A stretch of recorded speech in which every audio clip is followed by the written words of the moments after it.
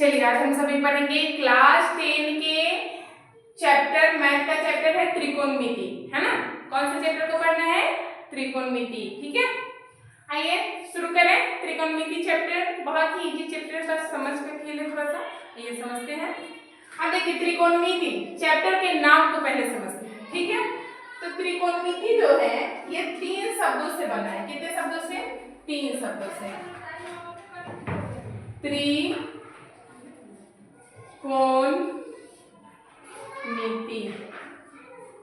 है ना। अब देखिए त्रि का मतलब हुआ 3, कोण का मतलब तो कोण ही है, और मिति का मतलब हुआ माप, यानी 3 कोणों की माप का पूरा खेल है।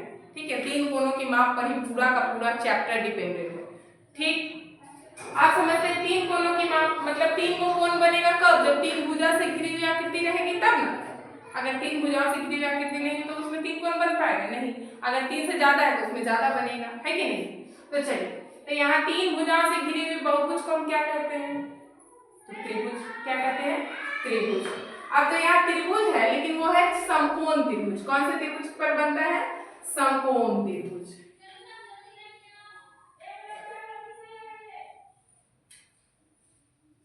ठीक, कौन सा त्रिभुज? समकोण त्रिभुज। अब समकोण त्रिभुज क्या होता है? तो जिस त्रिभुज का एक कोण समकोण हो। तो पहले अभी इस त्रिभुज का नामकरण कर रहे हैं, ABC। कोई दिक्कत?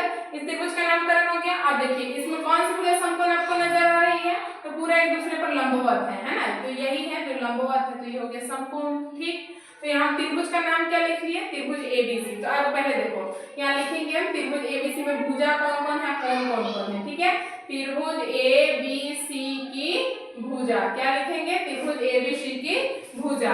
तो भुजा कौन कौन है इसमें? तो भुजा हो गया AB, BC और AC। AB, BC और AC, भुजा AB, BC और AC। यहाँ तक समझने में कोई दिक्कत? समझ में आ रहा है? अब देखिए इसमें 3 कोण भी है। क्या है? 3 कोण। कोण कौन कौन सा है? तो कोण A, कोण B और कोण C।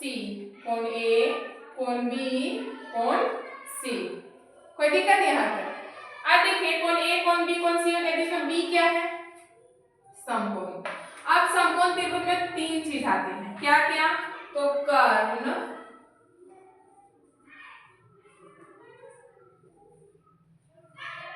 लंब और आधार। कर्ण का संकेत H, लंब का संकेत P और आधार का संकेत B। यहाँ तक कोई दिक्कत? कर्ण का संकेत H, लंब का संकेत P और आधार का संकेत स्मॉल p। समझ रहे हैं?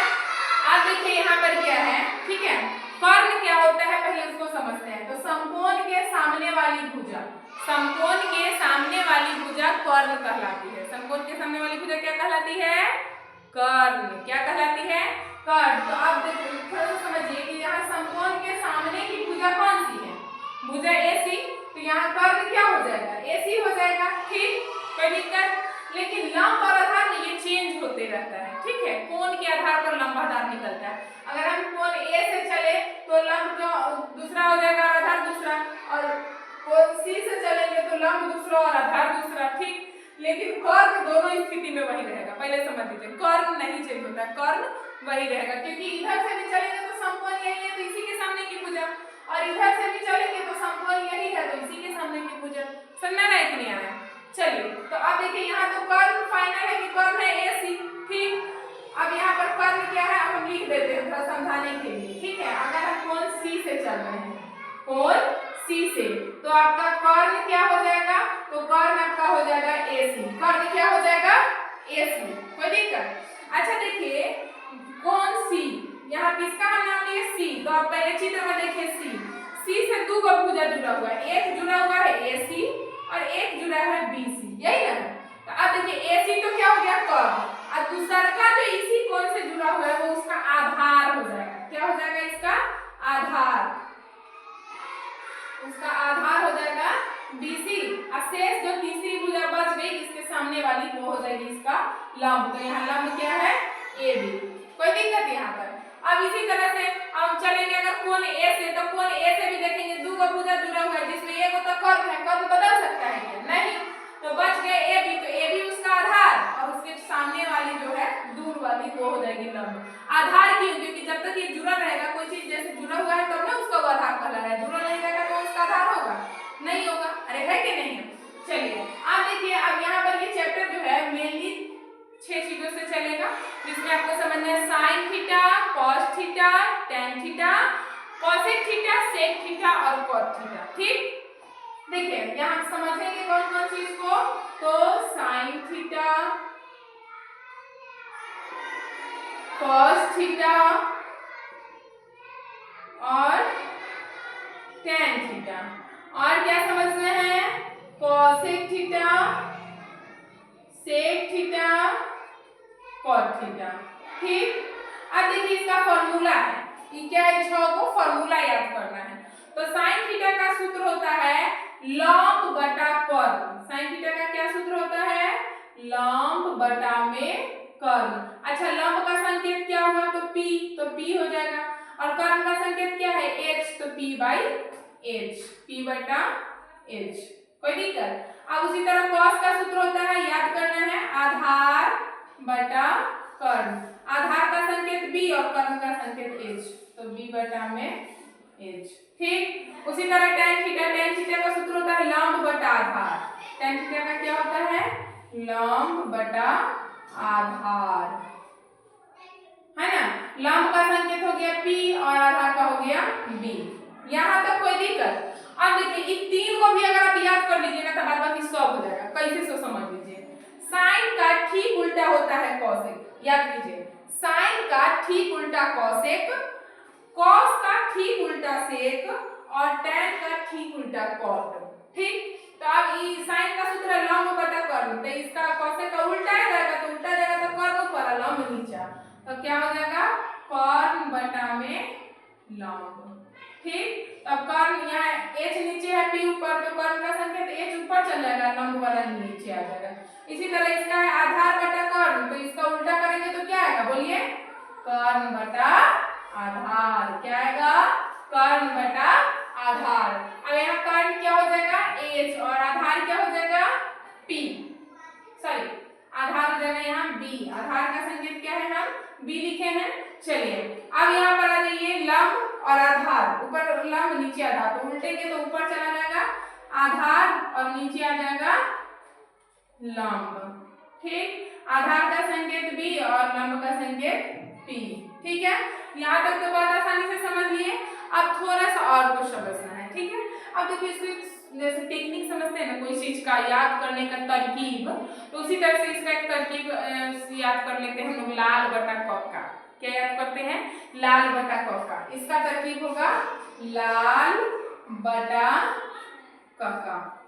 ठीक, इसी का ये तो समझ रहे हैं कि तीन को का ठीक उल्टा है, तो इधर हो जाएगा क का बटा लाल। अभी कोई दीदी अभी कैसे बता रही है ना, तो ध्यान दीजिए कि कैसे होता है, तो समझिए। ऊपर यहाँ ल है और नीचे क है, तो यहाँ देखिए ल और क मिला, लंब बटा क। ठीक, उसके बाद आ और क, तो यहाँ देखिए आ की मात्रा है और क है नीचे, तो आ और क हो गया। उसके बाद ल और आ है, तो यहाँ ल हो गया, फिर आ की मात्रा होगी।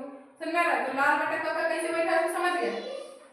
उसके बाद देखिए, उसके बाद क्या है यहाँ पर, तो ध्यान दीजिए, उसके बाद है यहाँ पर दिए हुए कॉसेक थीटा, है ना, सेक थीटा और कॉट थीटा, जो कि साइन का उल्टा कॉसेक, कॉस का उल्टा सेक और टैन का उल्टा कॉट। तो ये जो फॉर्मूला है ये भी ठीक उल्टा होगा, लाल बटा क का उल्टा हो जाएगा क का बटा लाल, है ना। तो देखिए क और ल, तो यहाँ देखिए क और ल, फिर क और आकार, तो क और आकार, फिर आ और ल, तो आ और ल। यहाँ तक कोई दिक्कत नहीं ना, कोई दिक्कत? तो ये टेक्निक है, इसको इधर हम साइड में लिख ले रहे हैं, इसको आप लोग समझ लीजिएगा कि कैसे हम बताए थे।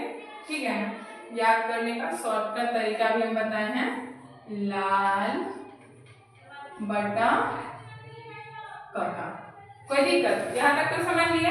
अब आइए, अब कुछ फॉर्मूलाज हैं, जैसे मान लीजिए कि हमारा कर्ल लंब दिए हुए है, तो आधार कैसे निकलेगा, आधार दिए लंब कैसे निकले। तो देखिए अब एक चीज समझिए, ये जो कर्ल है ना, तो ये कर्ल का स्क्वायर, जो एक ही फॉर्मूला है, इससे बहुत निकलेगा। ठीक है, एक यही याद करना है, कर्ल का स्क्वायर जो होता है वो लंब के स्क्वायर और आधार के स्क्वायर के जोड़ के बराबर होता है। तो लंब स्क्वायर अजोड़ आधार स्क्वायर।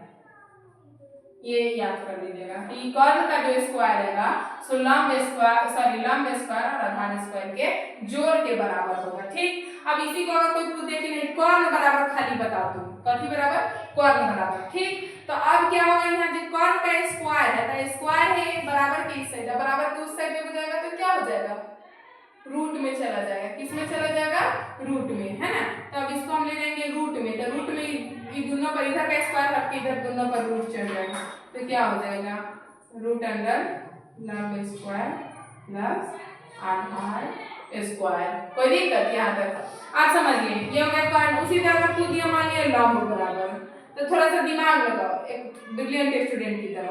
लंब इधर है, अच्छा ये लंब पर भी स्क्वायर है, ये तो खैर बाद में देखेंगे, लेकिन लंब के प्लस में है आधार, तो प्लस में है तो पहले आ गया था कर्ण के माइनस में चला आएगा। अब फिर रहते हम सीधे लंब पूछ रहा है, जबकि इधर स्क्वायर है तो स्क्वायर है तो बराबर के चलेगा तो क्या जाएगा, रूट चल जाएगा, तो क्या हो जाएगा, रूट अंडर कर्ण स्क्वायर माइनस आधार स्क्वायर। क्या आ गया, कर्ण स्क्वायर माइनस आधार स्क्वायर। एक तीसरा अब आधार बराबर उसी तरह से निकाल लेंगे, तो आधार बराबर क्या आ जाएगा, उसी तरह निकालिएगा तो कर्ण स्क्वायर माइनस लंब स्क्वायर। ठीक है, अब देखो इस चार को यहाँ हम लिखते हैं, बना के इसको और लिख सकते हैं, है कि नहीं है, लेकिन मेनली एक यही फॉर्मूला होता है कि कर्ण का स्क्वायर लंब और आधार के स्क्वायर के योग के बराबर होता है। ठीक, एक इसको याद कर लीजिए, मेनली इधर इसको याद कर लीजिएगा तो अपने आप हो जाएगा। फिर इसमें समझते रहना है कि लंब कर्ण आधार क्या समझा है, यही इतना इसका बेस है, मेनली बेस इसका इतना ही है। अगर इतना भी समझ में आ गया ना तो ये चैप्टर बनाना बहुत ईजी हो जाएगा,